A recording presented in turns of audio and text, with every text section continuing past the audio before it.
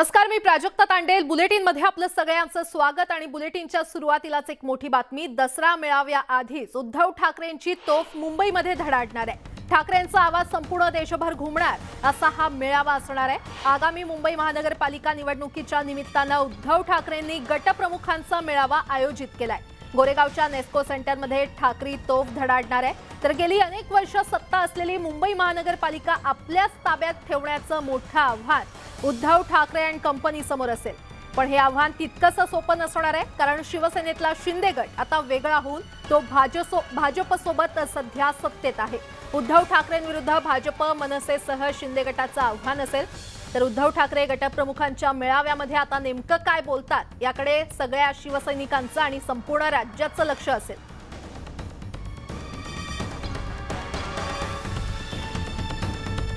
तर या मेळाव्यामध्ये उद्धव ठाकरे नेमकं काय बोलू शकतात आपण हे देखील पाहूयात.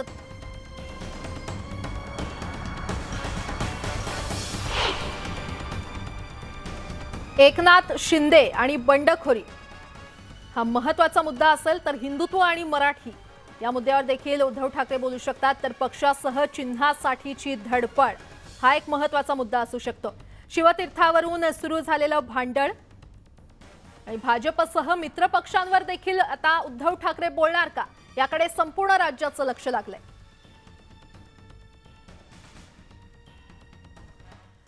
मुख्यमंत्री एकनाथ शिंदे हे आज दिल्लीमध्ये दाखल होणार आहेत. या दौऱ्यामध्ये केंद्रीय निवडणूक आयोगामध्ये देखील ते जाण्याची शक्यता आहे. महाराष्ट्र सदनात अनेक रूम बुक करण्यात आलेले आहेत. तर जवळपास 40 आमदार येणार असल्याची देखील माहिती आहे.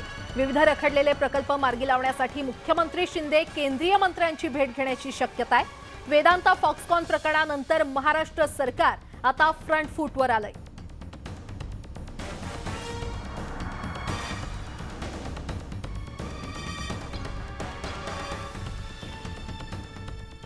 वळूयात पुढच्या बातमीकडे. मुक्ताईनगरमध्ये मुख्यमंत्री एकनाथ शिंदेंची भव्य सभा पार पडली आणि या सभेत त्यांनी एकनाथ खडसेंवर घणाघाती टीका केली. एकनाथ शिंदेंनी चंद्रकांत पाटलांची स्तुती करत उद्धव ठाकरे समर्थकांवर निशाणा साधलेला आहे. तर काही लोकांच्या सभेला राष्ट्रवादीचे लोक आणावे लागतात असं म्हणत त्यांनी आदित्य ठाकरेंच्या यात्रेवर देखील टीका केली आहे.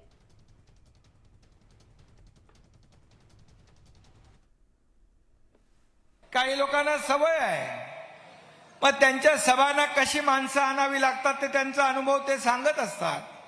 आता तर काही नेत्यांच्या सभांना राष्ट्रवादीचे माणसं कार्यकर्ते पाठवावी लागतात.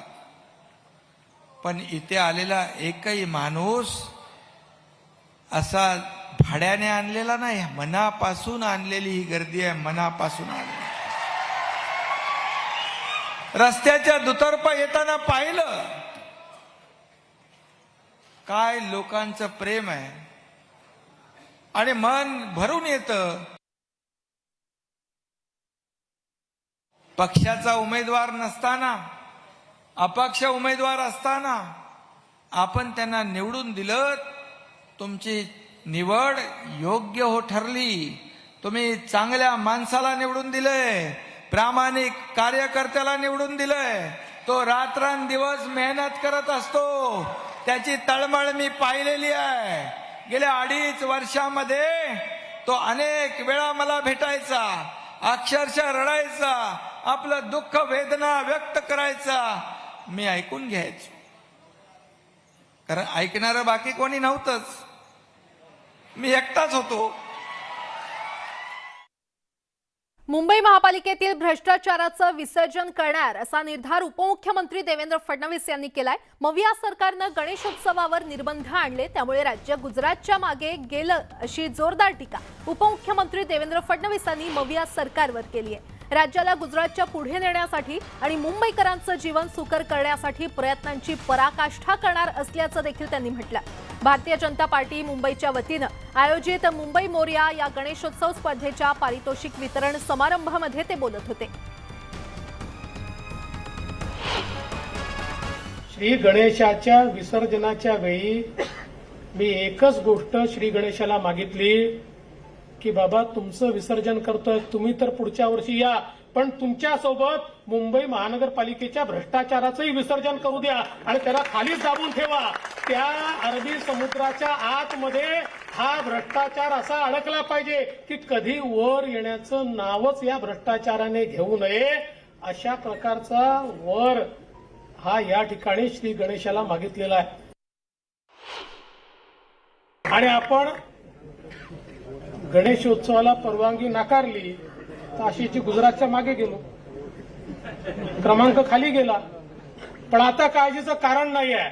आता पुन्हा गणेशोत्सव सुरू झालेला आहे आणि श्री गणेशाच्या आशीर्वादानं पुन्हा मराठी माणूस प्रयत्नांची शर्थ करेल आणि महाराष्ट्र पहिल्या क्रमांकावरच येईल, हा विश्वास या निमित्ताने मी व्यक्त करतो.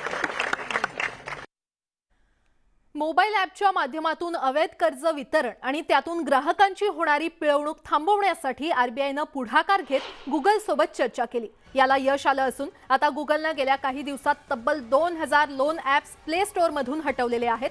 या लोन ॲप्समुळे आतापर्यंत अनेकांचं आयुष्य उद्ध्वस्त झालंय, तर काहींनी आत्महत्या देखील केल्या. या ॲप्समुळे कर्ज घेणाऱ्यांची सर्व माहिती, फोटो, चॅट्स लोन देणाऱ्या कंपनीकडे जातात. कर्जाच्या हफ्त्यांसाठी ग्राहकांना ब्लॅकमेल करण्यापर्यंत मग यांची मजल जाते आणि यातूनच अनेक जण आयुष्य संपवण्यापर्यंत टोकाचं पाऊल उचलतात. तर गुगलनं 2000 ॲप्स डिलीट केले असले तरी अद्यापही असे अनेक लोन ॲप्स उपलब्ध आहेत. त्यांचाही लवकरात लवकर निर्णय लावण्याची गरज आहे.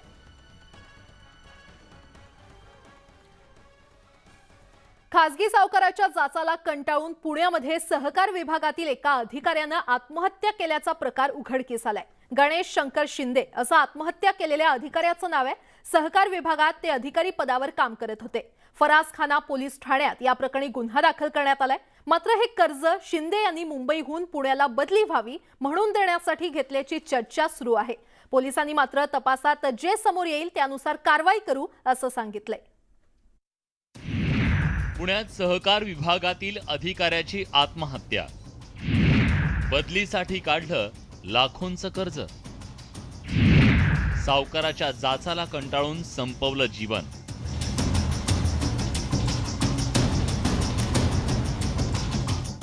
पुण्यातील सहकार विभागातील अधिकारी गणेश शिंदे आज आपल्यात नाहीयेत.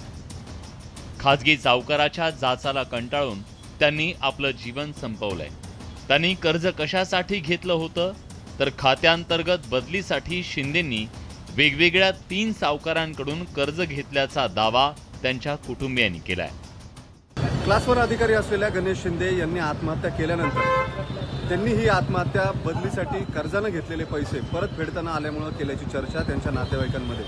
अधिकृतरित्या अजूनही पोलिसांकडे याबाबत कुणीही तक्रार दिलेली नाही. मात्र तपासामध्ये जर ही बाब समोर आली तर त्यावर कारवाई करू असं पोलिसांकडून सांगण्यात येत आहे.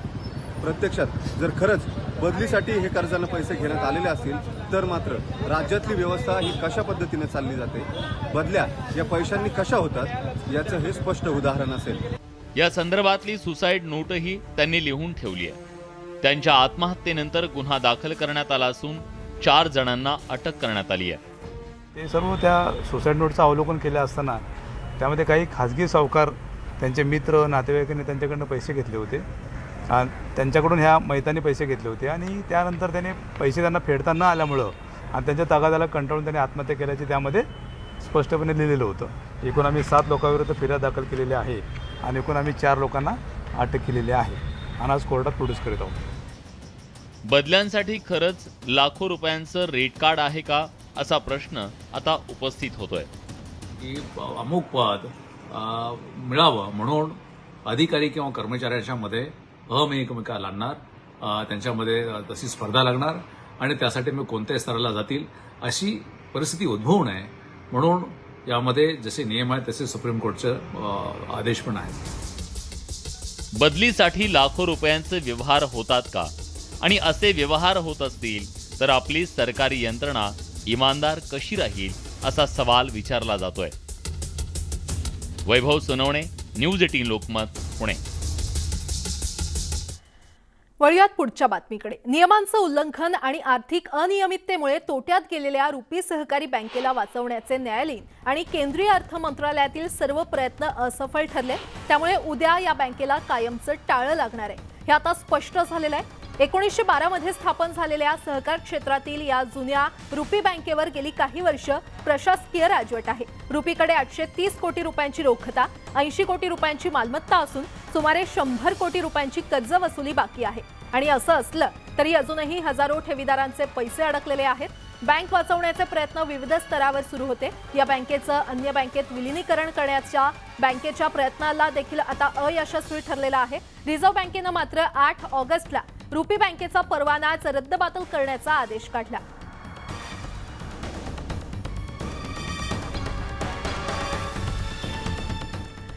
औरंगाबाद खंडपीठानं टीईटी घोटाळा प्रकरणी शिक्षकांना मोठा दिलासा दिलाय. शिक्षकांचं वेतन थांबवणं हा त्यांच्या कुटुंबियांवर अन्याय करणं आहे. त्याचबरोबर येत्या काळात दिवाळीचा सणवार असणार आहे. तसंच या घोटाळ्याबाबत शासनाकडून अद्याप स्पष्टता दिसत नाही असं म्हणत या शिक्षकांची वेतनवाढ रोखू शकता पण वेतन थांबवू नका असे निर्देश कोर्टानं दिलेत. त्यामुळे या शिक्षकांचा पगार सुरू राहणार आहे. औरंगाबाद खंडपीठात ज्या 200 याचिका दाखल झाल्या आहेत या याचिकाकर्त्या शिक्षकांनाच हा दिलासा देण्यात आलाय.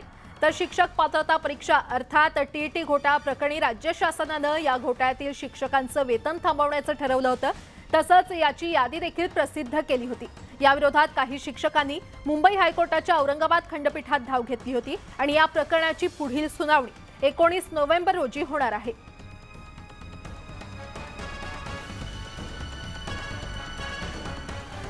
तिकडे अमरावती जिल्ह्यातील मेळघाटाला कुपोषणाचा विळखा पडलाय. कुपोषणामुळे मेळघाटात मागच्या 5 महिन्यात तब्बल 110 बालकांचा मृत्यू झालाय. त्यात 0 ते 6 महिने या वयोगटातील 77 बालकांचा समावेश आहे. तर 33 बालक ही मृतावस्थेत जन्माला आली होती. एकट्या धारणी जिल्हा रुग्णालयामध्ये 36 पैकी 19 बालकांचा मृत्यू झाल्याचं धक्कादायक वास्तव पुढे आलंय. सोबतच 2 गरोदर मातांचा देखील मृत्यू झालाय. आरोग्य विभागाच्याच आकडेवारीमध्ये ही धक्कादायक माहिती समोर आली आहे.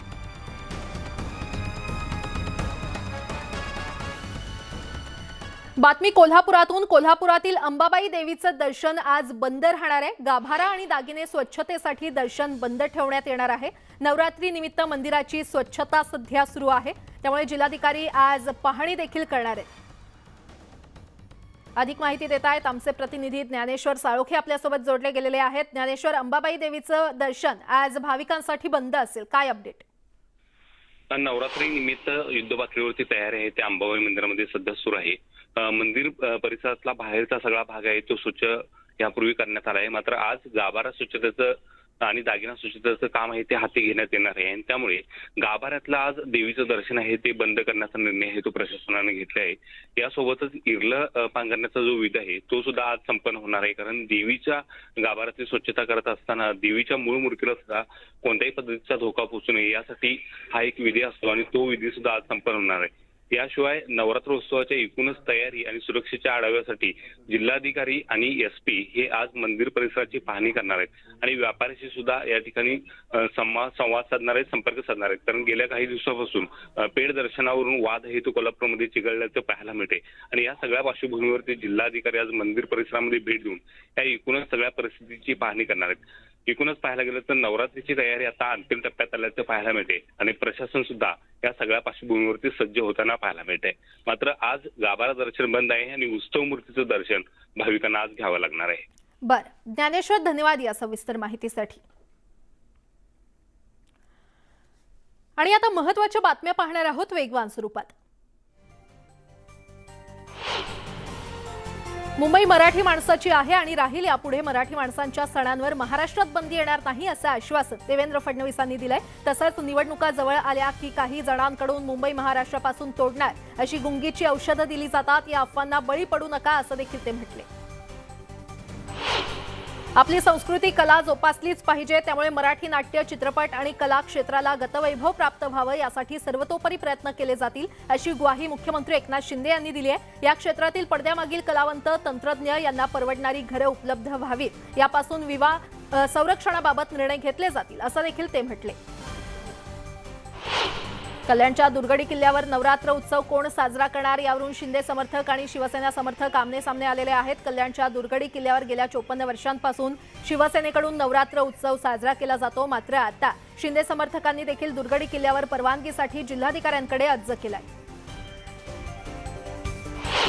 दसरा मेळावा आणि शिवाजी पार्कच्या मुद्द्यावरून तापलेलं राजकारण आणि वाढणाऱ्या राजकीय दबावामुळेच बीएमसीनं निर्णय घेण्यासाठी 2 दिवसांचा अवधी घेतल्याचं सांगण्यात येत आहे. सुव्यवस्थेचा प्रश्न उद्भवणार असल्यानं कोणत्याच गटाला परवानगी दिली जाऊ नये असं मत पालिका अधिकाऱ्यांच्या चर्चेमध्ये मांडल्याची माहिती समोर आली आहे. चंद्रपूरहून मनसे अध्यक्ष राज ठाकरे अमरावतीमध्ये दाखल झाले. यावेळी मनसैनिकांनी राज ठाकरेंचं जंगी स्वागत केलं. कौंडण्यपूर येथील विठ्ठल रुक्मिणी मंदिरामध्ये दर्शन घेत ते अमरावतीमध्ये दाखल झाले. अमरावतीच्या विश्रामगृहामध्ये त्यांचा 23 सप्टेंबरपर्यंत मुक्काम असेल. माजी राष्ट्रपती रामनाथ कोविंद 4 दिवसांच्या मुंबई दौऱ्यावर आहेत. रात्री उशिरा ते मुंबईमध्ये दाखल झाले असून राजभवनामध्ये ते मुक्कामाला आहेत. भाजपच्या मिशन बारामतीला उद्यापासून सुरुवात होणार आहे. त्यासाठी केंद्रीय अर्थमंत्री निर्मला सीतारामन आज पुण्यामध्ये येतील. 2 वर्षांनंतर होणाऱ्या लोकसभा निवडणुकीसाठीची तयारी भारतीय जनता पक्षानं सुरू केली आहे. आगामी काळात देशातील प्रत्येक जिल्ह्यात काँग्रेस संविधान सभा घेण्यात येतील अशा घोषणा काँग्रेसनं केली आहे. संविधानातील धर्मनिरपेक्ष आणि समाजवाद हे शब्द काढण्यासाठी न्यायालयात याचिका दाखल केलेली आहे. भाजप आणि संघ परिवाराचा हा डाव हाणून पाडण्यासाठी काँग्रेसच्या वतीनं संविधान रक्षकाची भूमिका पार पाडली जाणार असल्याचं सांगण्यात आलंय. गोरेगावातील पत्राचाळ गैरव्यवहारात शिवसेना नेते संजय राऊतांचा 2007 पासून संबंध होता. पत्राचाळ पुनर्विकास प्रकल्पाच्या अंमलबजावणी संकल्पनेच्या संपूर्ण प्रक्रियेमध्ये देखील राऊत सहभागी होते असा दावा ईडीनं आरोपपत्रात केला. संजय राऊत यांना गुरु आशिष कंपनीकडून 3,28 लाखांचा लाभ झाला असं देखील या आरोपपत्रामध्ये म्हटलंय. पत्राचाळ प्रकरणामध्ये शरद पवारांचा सहभाग असल्याचा गंभीर आरोप भाजप नेते अतुल भातखळकर यांनी केलाय. गुरु आशिष कन्स्ट्रक्शन कंपनीला काम देण्यात यावं यासाठी तत्कालीन केंद्रीय कृषी मंत्री शरद पवार यांच्या उपस्थितीमध्ये संजय राऊत यांनी एक बैठक घेतली होती. याची चौकशी व्हावी अशी मागणी भातखळकर यांनी केली आहे. सार्वजनिक बांधकाम विभागाचे जे अधिकारी बदलीसाठी दबाव आणतात अशा अधिकारी आणि कर्मचाऱ्यांवर आता थेट कारवाई होणार आहे. कारण त्या संदर्भाचे थेट आदेशच आता सार्वजनिक बांधकाम विभागाचे मंत्री रवींद्र चव्हाण यांनी दिले. डोंबिवलीच्या झालेल्या बकाल अवस्थेला केवळ आताचे सार्वजनिक बांधकाम मंत्री रवींद्र चव्हाण हेच जबाबदार असल्याचा आरोप शिवसेना कल्याण जिल्हा प्रमुख सदानंद थरवळे यांनी केलाय. चव्हाणांनी डोंबिवलीच्या रस्ते विकासासाठी आलेला निधी रद्द केला असा आरोप थरवळे यांनी केलाय. राज्यातील पशुधन वाचवण्यासाठी राज्य सरकारनं लसीकरणाची मोहीम जलद गतीनं राबवली जाते. त्यामुळे राज्यात लंपी आजाराचा प्रादुर्भाव आटोक्यात ठेवण्यात शासनाला यश येत असल्याचा दावा महसूल पशुसंवर्धन मंत्री राधाकृष्ण विखे पाटील यांनी केलाय. आतापर्यंत राज्यात 20 लाख जनावरांचं लसीकरण पूर्ण झालंय. कोरोना काळातील घडलेले राजकीय आणि सामाजिक गुन्हे मागे घेण्याचा निर्णय राज्य सरकारनं घेतलाय. लॉकडाऊन सुरू असताना राजकीय आंदोलन केल्याप्रकरणी नोंद करण्यात आलेले गुन्हे मागे घेण्याचा निर्णय घेण्यात आलाय. यामध्ये सरकारी कर्मचाऱ्यांना मारहाण करणाऱ्यांना मात्र कोणताही दिलासा देण्यात आलेला नाही.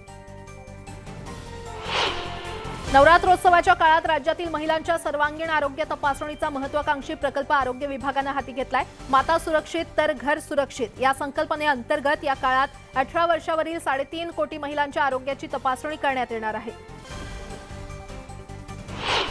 रिक्षा टॅक्सी भाडेवाढीचं आश्वासन देण्यात आल्यानंतर आंदोलन मागे घेण्यात आलं होतं. मात्र अद्यापही रिक्षा टॅक्सी भाडेवाढ अधांतरी आहे. भाडेवाढीचा निर्णय घेणाऱ्या मुंबई महानगर प्रादेशिक परिवहन प्राधिकरणाचे अध्यक्ष आणि अपर मुख्य सचिव दौऱ्यावर आहेत. त्यामुळे बैठकीसाठी तारीखची निश्चित होऊ शकलेली नाही. त्यामुळे अद्याप रिक्षा टॅक्सी चालक भाडेवाढीच्या प्रतीक्षेत आहेत. सीएसएमटी ते मडगाव मार्गावर धावणाऱ्या कोकण कन्या एक्सप्रेसच्या वेळेमध्ये बदल करण्याचा निर्णय घेण्यात आलेला आहे. त्यामुळे प्रवासाच्या वेळेत बचत झाली आहे. ही गाडी सुपरफास्ट म्हणून चालवण्यात आलेली आहे. त्यामुळे पूर्वीच्या तुलनेत 2 तास 10 मिनिटं वाचणार आहेत. मुंबईमध्ये लेप्टोचा धोका वाढत चाललाय. गेल्या आठवड्याभरात 9 नवीन रुग्ण आढळून आलेले आहेत. स्वाईन फ्लूचा एकही नवीन रुग्ण आढळलेला नाही. तर हिवतापाचे 200 नवीन रुग्ण या आठवड्याभरात आढळलेले आहेत. बंगालच्या उपसागरातील कमी दाबाचं क्षेत्र पाहता पुढील 3 ते 4 दिवस विदर्भाच्या काही भागात मुसळधार पाऊस पडण्याची शक्यता आहे. तसंच मराठवाडा आणि मध्य महाराष्ट्राच्या काही भागात ढगाळ हवामानासह मेघगर्जनेसह पाऊस पडण्याचा अंदाज वर्तवण्यात आलाय. हवामान खात्याचे KS होसाळीकर यांनी याबाबत ट्विट करत माहिती दिली आहे. मान्सूनच्या परतीच्या प्रवासाला अखेर सुरुवात झाली आहे. गुजरातच्या कच्छ भागातून पाऊस माघारी फिरला असून देशातून साधारण 15 ऑक्टोबरला मान्सून अखेर एक्झिट घेणार आहे असा अंदाज पुणे वेधशाळेनं वर्तवलाय. भिवंडीत पुरात वाहून मृत्यू झालेल्या कामगाराच्या कुटुंबाला टोरंट पॉवर कंपनीनं 5 लाखांची मदत केली आहे, तर राष्ट्रवादीनं 50 लाखांची मदत करून कंपनीवर गुन्हा दाखल करण्याची मागणी केली आहे. बदलापूरमधील शिवसेनेचे माजी नगरसेवक अविनाश मोरे यांना मारहाण करण्यात आली आहे. पूर्व वैमनस्यातून पप्पू बागुल यांनी ही मारहाण केल्याचा आरोप मोरे यांनी केलाय. 3 ते 4 जणांनी मोरे यांची कार अडवून त्यांना बंदुकीचा धाक दाखवत मारहाण केली. मुंबईतील प्रसिद्ध लालबागचा राजा मंडळाला मुंबई महापालिकेनं दणका दिलाय. मंडळाकडून रस्ते आणि पदपथांवर खड्डे खोदण्यात आले होते, त्यामुळे बीएमसीनं या मंडळाला 3,66,000चा दंड ठोठावलेला आहे. लालबागचा राजा मंडळानं लाकडी खांब बसवण्यासाठी पदपथावर 53 आणि रस्त्यावर 150 खड्डे खोदले होते. मुंबई पुणे महामार्गाचे पोलीस निरीक्षक रामचंद्र वारे यांच्यावर लाचलुचपत प्रतिबंधक विभागानं कारवाई केली आहे. पोलीस स्टेशनमध्ये पैसे घेताना त्यांना रंगेहात पकडण्यात आलंय. तिथेच कार्यरत असलेले एक पोलीस कर्मचारी 1 लाख रुपये देत असताना त्यांना पकडण्यात आलं. IIT मुंबईमधून एक धक्कादायक प्रकार समोर आलाय. या ठिकाणी एका विद्यार्थिनीचा अश्लील व्हिडिओ बनवल्याची घटना समोर आली आहे. या प्रकरणी कॅन्टीनमध्ये काम करणाऱ्या कर्मचाऱ्याला अटक करण्यात आली आहे. नवी मुंबईतील एका अपघाताचा धक्कादायक व्हिडिओ समोर आलाय. कचऱ्याच्या गाडीनं रस्त्यावरून चालणाऱ्या एका व्यक्तीला उडवल्याची दृश्य कॅमेऱ्यामध्ये कैद झाली आहेत. पादचाऱ्याला उडवून कचऱ्याची गाडी पुढे असणाऱ्या कारवर धडकली.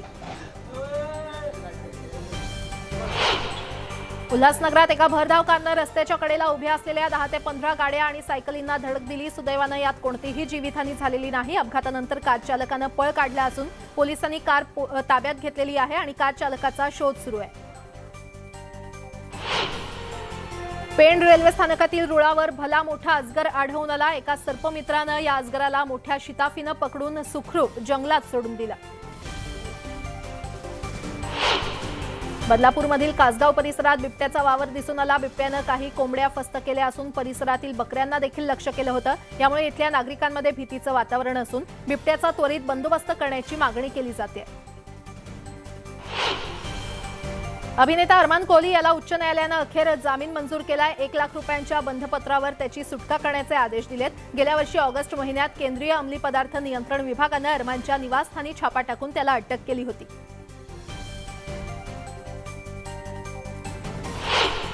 अभिनेता कमाल आर खान कोणत्या ना कोणत्या कारणानं चर्चेत असतो. नुकतंच कमाल खाननं उपमुख्यमंत्री देवेंद्र फडणवीस आणि मोहन भागवत यांना टॅग करत ट्विट केलंय. या ट्विटमध्ये KRKनं राष्ट्रीय स्वयंसेवक संघामध्ये सहभागी होण्याची इच्छा व्यक्त केली आहे. तमिळ चित्रपटसृष्टीतील अभिनेत्री पॉलिन जेसिकाचा मृत्यू झालाय. 18 सप्टेंबर रोजी चेन्नईमधील विरुग बक्कम या मालिका अव्हेन्यूमध्ये पॉलिन जेसिकाचा मृतदेह आढळला.